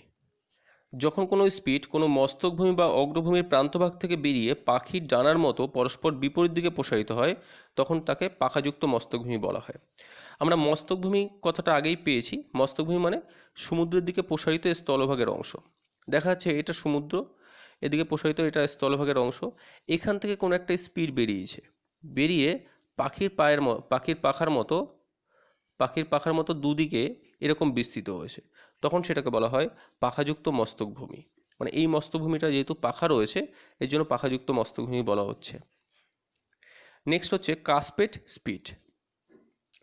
অনেক সময় স্থলভাগ থেকে দুটি স্পিড বেরিয়ে সমুদ্রে মিলিত হয়, অথবা একটি স্পিড স্থলভাগ থেকে বেরিয়ে হুকের মতো বাঁক নিয়ে পুনরায় স্থলভাগের সঙ্গে যুক্ত হয়, একে কাসপেট স্পিড বলা হয়। হচ্ছে কোনো একটি স্থলভাগ থেকে দুটো স্পিড বেরিয়েছে, এদিক থেকে একটা স্পিড বেরিয়েছে আর এদিক থেকে একটা স্পিড বেরিয়েছে। এই দুটো স্পিড সমুদ্রে গিয়ে পরস্পর মিলিত হলো, তবে কাসপেট স্পিড গঠিত হবে। অথবা বলা যেতে পারে যে স্থলভাগ থেকে একটা স্পিড বেরিয়ে গিয়ে ঘূর্ণির আকারে বা ঘুরে সেটা পুনরায় এসে স্থলভাগে মিলিত হয়েছে, তখন সেটাকেও কাসপেট স্পিড বলা হবে। নেক্সট হচ্ছে কাসপেট পুরোভূমি। যদি একটার পর একটা কাসপেট স্পিড ক্রমাগত সমুদ্রের দিকে বিস্তৃত হয় তাহলে তটভূমি সমুদ্রের দিকে ক্রমশ এগিয়ে যায়। এই ভূখণ্ড ত্রিকোণাকার হয়। এইভাবে গঠিত ত্রিকোণাকার ভূমিখণ্ডকে কাসপেট পুরভূমি বলে। বিষয়টা একটু বুঝে নেওয়া যাক। আমরা জানি যে এই অংশটা হচ্ছে উপকূল, এখানে একটা কাসপেট স্পিড গঠিত হয়েছে। কাসপেট স্পিড গঠিত হওয়ার ফলে তটভূমি একটু প্রসারিত হয়েছে, মানে একটু সমুদ্রের দিকে বেরিয়ে গেছে। আবার এখানে যদি আবার একটা পরবর্তীতে একটা কাসপেট স্পিড গঠিত হয়, এরকম পরপর যদি কিছু কাসপেট স্পিড গঠিত হয়, তবে তটরেখা সমুদ্রের দিকে প্রসারিত হয়। তখন তটরেখা কেমন হবে? তটরেখা সমুদ্রের দিকে এরকম প্রসারিত হবে। এইভাবে গঠিত ত্রিকোণাকার ভূখণ্ডকে কাসপেট পুরভূমি বলে। এই ভূখণ্ডটা অনেকটা ত্রিভুজের মতো, এর জন্য এটাকে বলা হচ্ছে কাসপেট পুরভূমি। আমেরিকা যুক্তরাষ্ট্রের দক্ষিণে কেনেডি অন্তরীপে এই ধরনের কাসপেট পুরভূমি দেখা যায়। নেক্সট হচ্ছে টম্বলো। যখন কোনো স্পিড কোনো দ্বীপকে মূল ভূখণ্ডের সঙ্গে যুক্ত করে তখন তাকে টম্বলো বলা হয়। ভারতের কোঙ্কণ উপকূলে টম্বলো দেখা যায়। এটা একটা মূল ভূখণ্ড, এটা একটা দ্বীপ। এই বাঁধটি মূল ভূখণ্ডের সঙ্গে দ্বীপকে যুক্ত করেছে, এটাকে বলা হয় টম্বলো। লুপ এবং লুপ বার। যখন কোনো বাঁধ এমনভাবে বেঁকে যায় যে তা একটি উপহ্রদকে ঘিরে রাখে, তখন সেই বাঁধকে লুপ বলা হয়। এটা একটা উপহ্রদ, এই উপহ্রদকে একটা বাঁধ এরকমভাবে ঘিরে রেখেছে, এটাকে বলা হচ্ছে লুপ। যখন কোনো দ্বীপের এক প্রান্ত থেকে কোনো স্পিড বেরিয়ে এসে অনেকটা ঘুরে দ্বীপকে বেষ্টন করে পুনরায় দ্বীপের সঙ্গে মিলিত হয়, তখন তাকে লুপ বার বলা হয়। এটা একটা দ্বীপ, এই দ্বীপের থেকে একটা স্পিড বেরিয়েছে, অনেকটা ঘুরে এসে আবার পুনরায় দ্বীপের সঙ্গে মিলিত হয়েছে, এটাকে বলা হচ্ছে লুপ বার, লুপ বাঁধ। নেক্সট হচ্ছে বে বার। উপসাগরের সামনে স্পিড বর্ধিত হলে তাকে বে বার বলা হয়।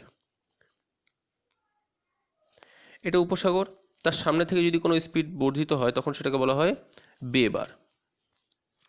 উপকূলীয় বালিয়াড়ি। বায়ুপ্রবাহের মাধ্যমে সৈকতের বালি উড়ে গিয়ে উপকূল অঞ্চলে স্তূপ আকারে সঞ্চিত হলে তাকে উপকূলীয় বালিয়াড়ি বলা হয়। দীঘা এবং ওড়িশা উপকূলে এই ধরনের বালিয়াড়ি দেখা যায়। এই উপকূল ভাগ থেকে, এই অংশ থেকে বালি উড়ে গিয়ে যদি উপকূল ভাগে কোথাও সঞ্চিত হয়ে উঁচু বালির ঢিবি গঠন করে তখন সেটাকে বলা হয় উপকূলীয় বালিয়াড়ি। নেক্সট হচ্ছে উপহ্রদ বা লেগুন। উপহ্রদ বা লেগুন হলো উপকূল অঞ্চলে আবদ্ধ বা প্রায় আবদ্ধ অগভীর লবণাক্ত জলাভূমি। যখন কোনো সমুদ্রবাঁধ উপসাগরের সামনে এমনভাবে গড়ে ওঠে যাতে উপসাগরের মুখ প্রায় বন্ধ হয়ে যায়, তখন বাঁধের পেছনে সমুদ্রের নোনা জল আংশিক আবদ্ধ হয়ে লেগুন গঠিত হয়। কেরল রাজ্যের উপহ্রদগুলিকে কয়াল বলা হয়। ভেম্বানাথ কয়াল একটি বিখ্যাত কয়াল।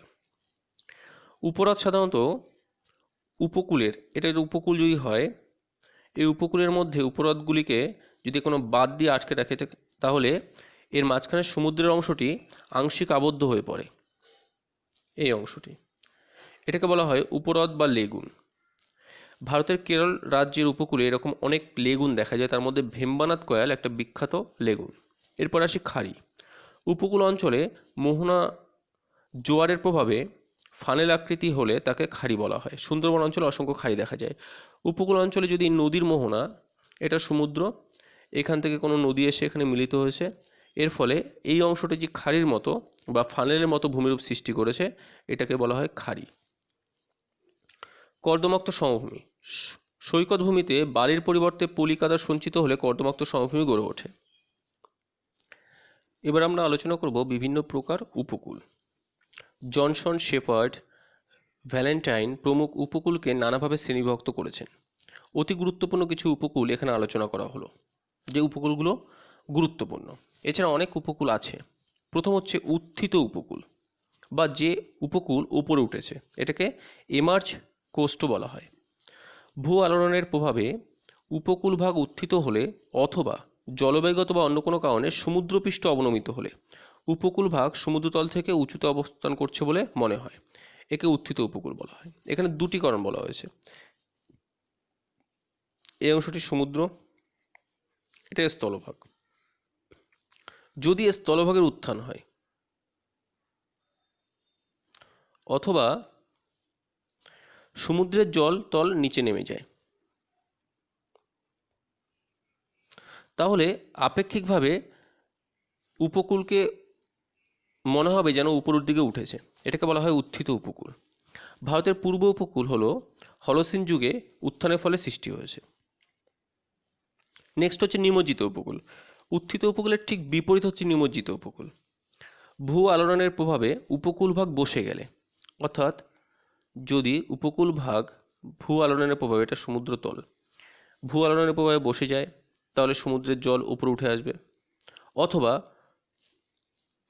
হিমবাহ গলনের ফলে সমুদ্রের জলতল উত্থিত হলে, অথবা যদি হিমবাহ গলনের ফলে সমুদ্রের জলতল উপরে উঠে যায় তাহলেও মনে হবে যে উপকূল নিমজ্জিত হয়েছে বা ডুবে গেছে। উপকূলভাগ জলমগ্ন হয়, একে নিমজ্জিত উপকূল বলা হয়। ভারতের মালাবার উপকূল বা মহারাষ্ট্রের গুজরাটের উপকূল এই ধরনের নিমজ্জিত উপকূলের উদাহরণ।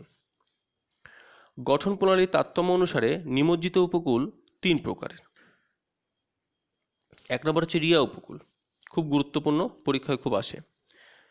শৈলশিরা এবং মধ্যবর্তী উপত্যকাগুলি তটরেখার সঙ্গে আড়াআড়িভাবে বা প্রায় সমকোণে অবস্থান করলে সমুদ্রপৃষ্ঠের উত্থানের ফলে অনেক সময় উপত্যকা জলমগ্ন হয়ে ফানেল আকৃতির খাজ উৎপন্ন করে।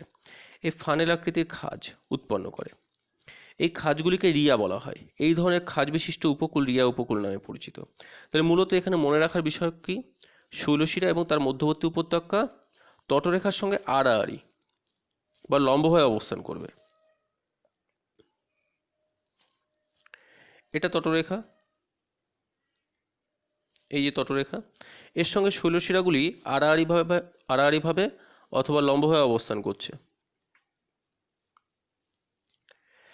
পরবর্তীতে এই অংশ নিমজ্জিত হলে এই ফানেল আকৃতির, এই যে আকৃতিটা ফানেল আকৃতির উপত্যকাগুলো ফানেল আকৃতি আকার ধারণ করেছে, এটাকে বলা হয়, ফানেল আকৃতির উপত্যকাগুলোকে বলা হয় রিয়া। এই ধরনের উপকূলগুলিকে বলা হয় রিয়া উপকূল। দক্ষিণ পশ্চিমে আয়ারল্যান্ডের উপকূল এই ধরনের উপকূল, খুব গুরুত্বপূর্ণ এই টার্মটা, এই উদাহরণটা পরীক্ষায় খুব আসে। নেক্সট হচ্ছে ডালমেশিয়ান উপকূল। রিয়া উপকূলের ক্ষেত্রে আমরা দেখেছিলাম যে উপকূলের সঙ্গে শৈলশিরাগুলো আড়াআড়িভাবে অবস্থান করত। ডালমেশিয়ান উপকূলের ক্ষেত্রে সমুদ্র উপকূলের সমান্তরালে অবস্থিত শৈলশিরা বিশিষ্ট পার্বত্যভূমি, এটা সমান্তরালে অবস্থান করবে। ভূ আলোড়নের প্রভাবে আংশিক নিমজ্জিত হয়ে যে উপকূল গঠন করে তাকে ডালমেশিয়ান উপকূল বলা হয়। এখানে একটু দেখে নেব যে উপকূলের সঙ্গে এই শৈলশিরাগুলি দেখো যেগুলো সমান্তরালভাবে অবস্থান করছে, এর ফলে এই উপকূল ভাগ যদি আংশিক নিমজ্জিত হয় তবে ডালমেশিয়ান উপকূল গঠন করে। যেমন যুগোস্লাভিয়ার অ্যাড্রিয়াটিক সাগরের উপকূল এই ধরনের উপকূল, ডালমেশিয়ান উপকূল। নেক্সট হচ্ছে ফিয়র্ড উপকূল। উচ্চ অক্ষাংশে হিমবাহ উপত্যকার গভীরতা সমুদ্রতল অপেক্ষা বেশি হলে বা হিমবাহ উপত্যকা ভূ আলোড়নের ফলে সমুদ্রে নিমজ্জিত হলে যে উপকূল গঠিত হয় তাকে ফিয়র্ড উপকূল বলা হয়। ফিয়র্ড এগুলো সাধারণত হিমবাহ উপত্যকা যেখানে সমুদ্রতলের থেকেও বেশি গভীরে গড়ে ওঠে, তখন সেটাকে ফিয়র্ড উপকূল বলা হয়। এই উপকূল বেশ গভীর হয় এবং ইউ আকৃতির আকার ধারণ করে। নরওয়ে, সুইডেন, ফিনল্যান্ড প্রভৃতি দেশের উপকূল ফিয়র্ড উপকূলের উদাহরণ। এরপর আসি যৌগিক উপকূল। যে উপকূলে একাধিকবার উত্থান এবং নিমজ্জনের চিহ্ন রয়েছে। উত্থিত উপকূল আমরা পেয়েছি যে উপকূল ভাগ যদি উত্থান হয়, নিমজ্জিত উপকূল বলতে উপকূল ভাগ যদি নিমজ্জিত হয়। কিন্তু কিছু কিছু উপকূল আছে যে উপকূলে উত্থানের চিহ্নও রয়েছে আবার নিমজ্জনের চিহ্নও রয়েছে, তাকে যৌগিক উপকূল বা মিশ্র উপকূল বলা হয়। ভারতের কর্ণাটক এবং কেরলের উপকূল এই ধরনের যৌগিক উপকূলের উদাহরণ।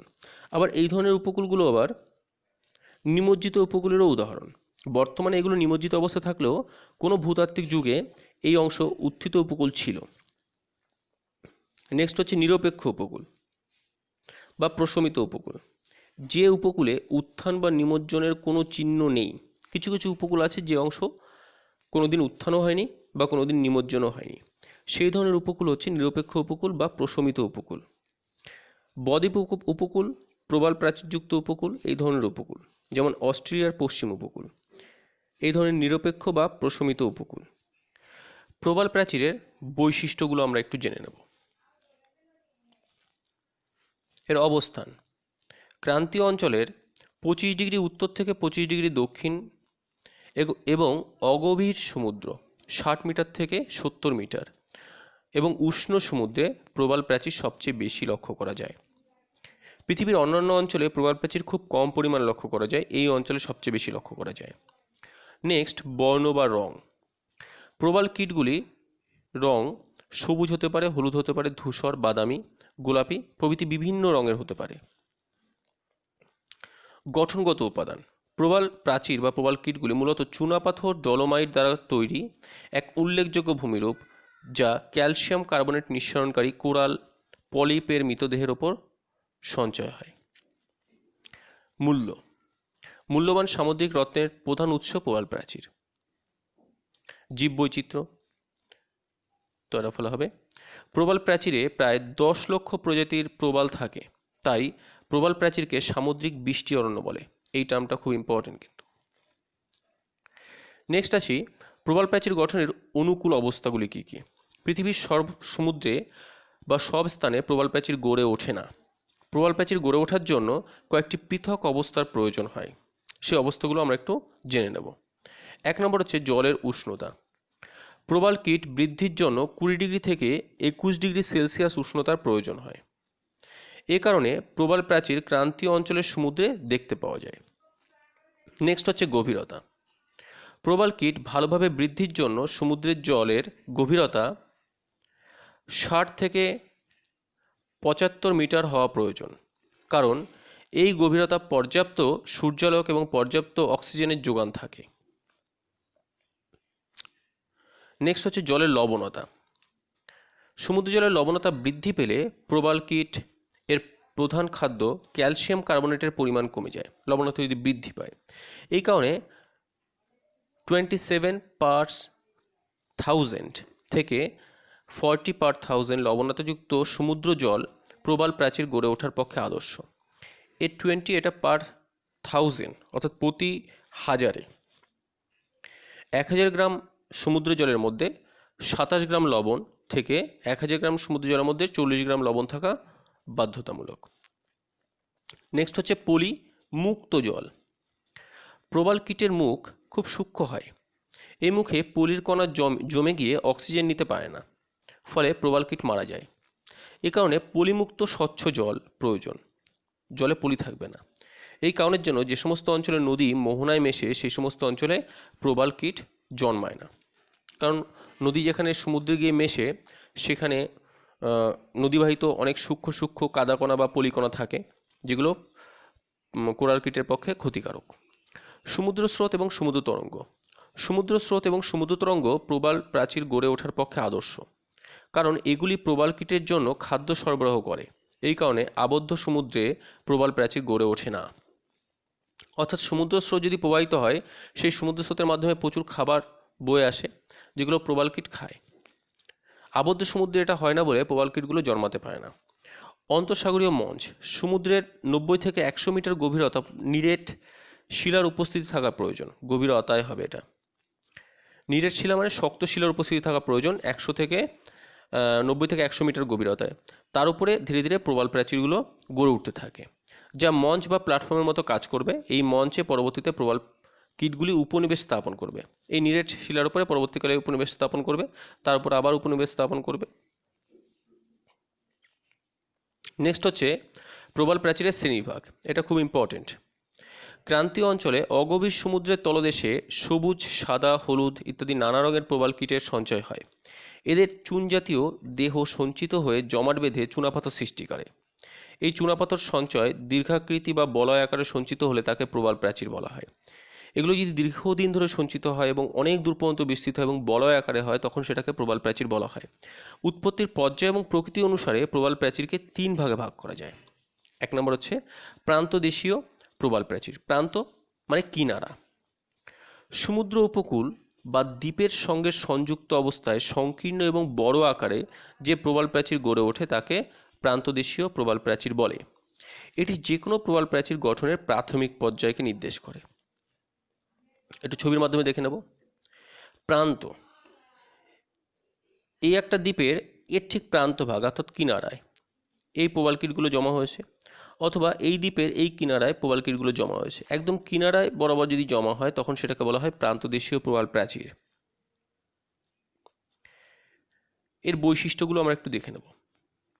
এই ধরনের প্রবাল প্রাচীর উপকূলের সঙ্গে সংযুক্ত থাকে, আমরা দেখলাম একটু আগে। এগুলির দৈর্ঘ্য প্রস্থে কম হয় এবং আয়তনে ছোট হয়। যেহেতু এই সময় প্রবাল প্রাচীরগুলো বা প্রবালকিটগুলো জন্মাতে শুরু করে এবং মারা যায়, সেজন্য এর আয়তনটা ছোট হয় এবং দৈর্ঘ্য কম হয়। সমুদ্রের দিকের অংশটি অপেক্ষাকৃত উঁচু হয়। এই যে সমুদ্রের দিকের অংশটি, এটা অপেক্ষাকৃত উঁচু হবে।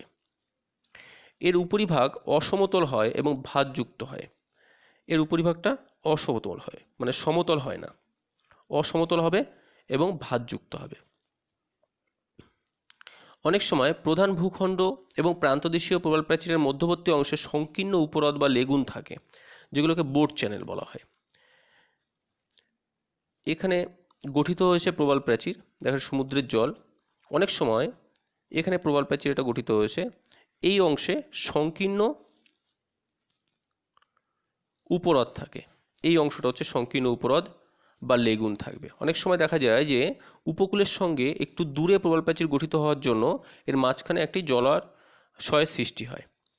উদাহরণ হচ্ছে ভারতের আন্দামান নিকোবর দ্বীপপুঞ্জ এবং লাক্ষাদ্বীপের চারপাশে প্রান্তদেশীয় প্রবাল প্রাচীর দেখা যায়। আন্দামান ও নিকোবর দ্বীপপুঞ্জ এবং লাক্ষাদ্বীপে দেখা যায়। হচ্ছে প্রতিবন্ধক প্রবাল প্রাচীর। পরের অংশটি সমুদ্র উপকূল বা দ্বীপ থেকে কিছুটা দূরে, আগেটা যেমন সংলগ্ন অবস্থায় ছিল, এটা কিছুটা দূরে হবে। এটি কয়েক মিটার থেকে 5 কিলোমিটার পর্যন্ত হতে পারে। উপকূলের সমান্তরালভাবে গড়ে ওঠা প্রবাল প্রাচীরকে প্রতিবন্ধক প্রবাল প্রাচীর বা ব্যারিয়ার দ্বীপ বলে। নৌ চলাচলে বাধা সৃষ্টি করে বলে একে প্রতিবন্ধক প্রবাল প্রাচীর, প্রতিবন্ধক মানে বাধা দেওয়া, প্রতিবন্ধক প্রবাল প্রাচীর বলে। তাহলে এটি হচ্ছে সমুদ্র থেকে একটু দূরে বা উপকূল থেকে একটু দূরে গড়ে উঠবে। এটা উপকূল ভাগ এর থেকে একটু দূরে গড়ে উঠেছে। এই অংশে উপকূল ভাগ এর থেকে একটু দূরে গড়ে উঠেছে। যেহেতু নৌ চলাচল, মানে নৌকা যদি এদিক থেকে আসে বা যে কোনো দিক থেকে আসে, তাহলে উপকূলে প্রবেশ করতে গেলে বাধা সৃষ্টি করে বলে এটাকে বলা হয় প্রতিবন্ধক প্রবাল প্রাচীর। এর বৈশিষ্ট্যগুলো কি? মূল ভূখণ্ড থেকে গভীর ও বিস্তৃত জলভাগ দ্বারা বিচ্ছিন্ন থাকে। তো যে জলভাগ থাকবে সেটা গভীর এবং বিস্তৃত মূল ভূভাগ থেকে। এখানে মূল ভূভাগ এখান থেকে এই প্রবাল প্রাচীর, এটা রয়েছে প্রবাল প্রাচীর, এটা প্রবাল প্রাচীর। এই অংশে জলভাগ রয়েছে, এই জলভাগ দ্বারা বিচ্ছিন্ন থাকছে, যে জলভাগটি গভীর হবে। এই অংশে জলভাগেই। নেক্সট হচ্ছে এর গড় ঢাল 45 ডিগ্রি হলেও কিছু কিছু প্রাচীরের ঢাল 15 থেকে 25 ডিগ্রি। এই যে ঢাল রয়েছে, এই ঢালগুলো মূলত 45 ডিগ্রি, কিন্তু কোনো কোনো জায়গায় এটা 15 থেকে 25 ডিগ্রি হতে পারে। এই ঢালটা 15 থেকে 25 ডিগ্রি হতে পারে। এগুলি বৃহদায়তন, অধিক বিস্তৃত এবং প্রশস্ত হয়। উপকূল এবং প্রাচীরের মধ্যে অগভীর এবং প্রশস্ত লেগুন বা উপহ্রদ থাকে। এই যে অংশটি জলাশয় রয়েছে বা সমুদ্রের অংশ রয়েছে, এগুলোকে বলা হয় লেগুন বা উপহ্রদ। এগুলি একটানা না হয়ে বিচ্ছিন্ন হয়, বিচ্ছিন্ন অংশ দিয়ে জোয়ারের জল প্রবেশ করে। এখানে দেখা যাচ্ছে যে এই প্রবাল প্রাচীরগুলো রয়েছে, এটা প্রতিবন্ধক প্রবাল প্রাচীর, একটানাভাবে বিস্তৃত না হয়ে এগুলো বিচ্ছিন্ন রয়েছে। এর ফলে এই ফাঁকা জায়গা থেকে জোয়ারের জল প্রবেশ করে। যেমন অস্ট্রেলিয়ার উত্তর পূর্বে অবস্থিত গ্রেট ব্যারিয়ার দ্বীপ পৃথিবীর বৃহত্তম প্রবাল প্রাচীর, এটা প্রতিবন্ধক প্রবাল প্রাচীরের একটা উদাহরণ, এটা মনে রাখতে হবে। নেক্সট হচ্ছে অ্যাটল। সমুদ্রের মধ্যে মোটামুটি বলয়ের আকারে যে সকল খাড়া ঢাল বিশিষ্ট প্রবাল প্রাচীর গড়ে ওঠে তাদের অ্যাটল বলা হয়। তাহলে এখানে এক ধরনের প্রবাল প্রাচীর গড়ে উঠবে যেগুলো বৃত্তাকার, এই বৃত্তাকার প্রবাল প্রাচীর গড়ে উঠবে, সেটাকে বলা হবে অ্যাটল। এখানে কিন্তু কোনো উপকূল ভাগ থাকবে না। এর উৎপত্তি কী করে হয়? সমুদ্রের মধ্যে আগ্নেয়গিরির চারপাশে প্রতিবন্ধক প্রবাল প্রাচীর গঠিত হওয়ার পর আগ্নেয়গিরি নিমজ্জিত হলে তার সঙ্গে সঙ্গতি রেখে প্রবাল প্রাচীর উপরের দিকে বৃদ্ধি পেতে থাকে। এটা একটু বুঝতে হবে। তার আগে বোঝার জন্য আমি প্রথম চিত্রে চলে যাব। প্রথম চিত্রে উপকূল সংলগ্ন অঞ্চলে প্রবাল প্রাচীর গড়ে উঠেছে। যদি এই আগ্নেয়দ্বীপটি নিমজ্জিত হয় তাহলে জলতল বৃদ্ধি পাবে। জলতল বৃদ্ধি পেলে এই প্রবাল প্রাচীরগুলো আরও উচ্চতা বৃদ্ধি পাবে, অর্থাৎ প্রান্তদেশীয় প্রবাল প্রাচীর তখন প্রতিবন্ধক প্রবাল প্রাচীরে পরিণত হবে। এখানে প্রতিবন্ধক প্রবাল প্রাচীর গড়ে উঠেছে। পরবর্তীকালে জলতল যদি আরও বৃদ্ধি পায় বা এটা যদি আরও নিমজ্জিত হয়, তখন কি হবে? এই দ্বীপটি পুরোপুরি নিমজ্জিত হবে। কিন্তু যেহেতু প্রবাল প্রাচীরে প্রবাল কীট জন্মায়, সেই প্রবালকিটগুলো ধীরে ধীরে বৃদ্ধিপ্রাপ্ত হবে, বৃদ্ধিপ্রাপ্ত হয়ে একসময় সমুদ্রের উপরে চলে আসবে। তখন শুধুমাত্র এই প্রবাল প্রাচীরটাকেই দেখা যাবে, দ্বীপকে আর দেখা যাবে না। সেজন্য বলা হয়েছে যে আগ্নেয়গিরি নিমজ্জিত হলে তার সঙ্গে সঙ্গতি রেখে প্রবাল প্রাচীরের উপরের দিকে বৃদ্ধি পায়, মানে প্রবাল প্রাচীরগুলো ধীরে ধীরে উচ্চতা বৃদ্ধি পেতে পেতে। আগ্নেয়গিরি সম্পূর্ণ নিমজ্জিত হলেও প্রবাল প্রাচীরের বৃদ্ধি অব্যাহত থাকে, যেহেতু এটা জীব, অর্থাৎ কি সেগুলো আবার জন্মাবে, আরও জমা হবে, আবার জন্মাবে, আবার জমা হবে, এই করতে করতে একটা সময় উচ্চতা বৃদ্ধি পেতে পেতে সমুদ্র জলতলের ওপরে প্রবাল প্রাচীরের বলয়ের আকারে অবস্থান করবে। বলয় মানে একটা গোল আকার অংশ, এরকম একটা আকারে অবস্থান করবে। তখন সেটাকে আমরা অ্যাটল বলবো। এর বৈশিষ্ট্য, এর আকৃতি বৃত্তাকার বা উপবৃত্তাকার হয়, এই বৃত্তাকার বা উপবৃত্তাকার হতে পারে। এর মধ্যবর্তী অংশে অগভীর উপরত থাকে, যার গভীরতা 30 থেকে 50 মিটার হয়। এর মধ্যবর্তী অংশে আমরা একটু আগে পড়েছি যে আগ্নেয়গিরি সম্পূর্ণ নিমজ্জিত হলে এই প্রবাল প্রাচীর গঠিত হয়েছে, যেটাকে আমরা অ্যাটল বলছি। এর মধ্যবর্তী অংশে এই অংশটায় একটা হ্রদ গঠিত হবে, যেটার গভীরতা কম থাকবে, যেহেতু এর নিচে আগ্নেয়গিরি রয়েছে ডুবন্ত। অ্যাটলের বহির্মুখী দেওয়াল অত্যন্ত ঢালু হয়, ঢালযুক্ত হবে বহির্মুখী দেওয়াল, অর্থাৎ এই বাইরের দিকের এই দেওয়ালটি অত্যন্ত ঢালযুক্ত হবে। নেক্সট হচ্ছে অ্যাটলে অনেক সংযোগকারী পরিখা বা চ্যানেল থাকে। অ্যাটল পুরোপুরি সবসময় যুক্ত হয় না, এর মাঝখানে এই যে চ্যানেল রয়েছে, মাঝখানে এই যে চ্যানেল রয়েছে। সমুদ্রগর্ভের কোনো মালভূমি, পাহাড় বা গাউটের ওপর অ্যাটল গঠিত হয়। সমুদ্রগর্ভে সেটা আগ্নেয়গিরি হতে পারে, পাহাড় বা কোনো মালভূমি রয়েছে ডুবন্ত, তার উপরে অ্যাটল গঠিত হতে পারে। উদাহরণ হচ্ছে পূর্ব ফিজি অ্যাটল, ইলিশ দ্বীপের ফুনাফুটি অ্যাটল প্রভৃতি। ভিডিওটি দেখার জন্য অসংখ্য ধন্যবাদ।